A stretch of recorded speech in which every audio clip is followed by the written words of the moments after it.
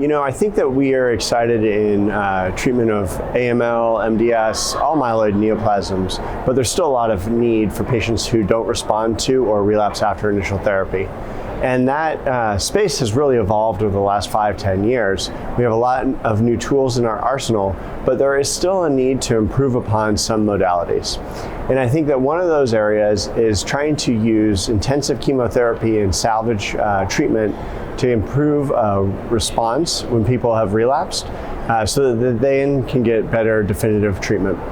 And one of the standard regimens that we have used and many others have used for a long time is a regimen of 3 chemotherapies: Mitoxantrone, Etoposide, and Cytarabine, MEC. And that regimen can induce deep remissions, but many people will not have a response to therapy. And so we sought out to see if we could improve upon responses by adding drug lenalidomide to that 3-drug regimen. This is building upon work we've previously done where we did a phase 1 study to find the right dose of that.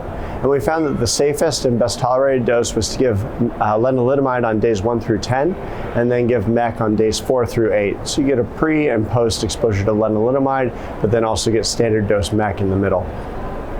And we had encouraging results from that first phase 1 study that led us to run this phase 2 study, both looking at response rate and survival.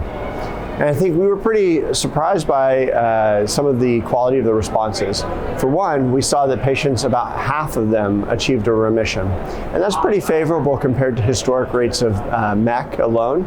Usually with MEC, we might see maybe a 20% to 30% range of responses. So if we can, by adding lenalidomide, increase that to 1 in 2 patients getting a deep remission, that's a real benefit. The other thing that we saw is that we saw a number of patients had really prolonged survival after achieving that response. And so especially in the relapsed refractory setting, it's good that we have new weapons in our treatment of AML, but I think that this really shows us how we can reutilize some therapies that have been around for a long time, but by slightly modifying the dose change, the way that we administer them, that we can improve how people do. So I'm excited to have this preliminary shared data, and we hope to have the manuscript soon showing kind of how this might revive a number of prior therapies for use.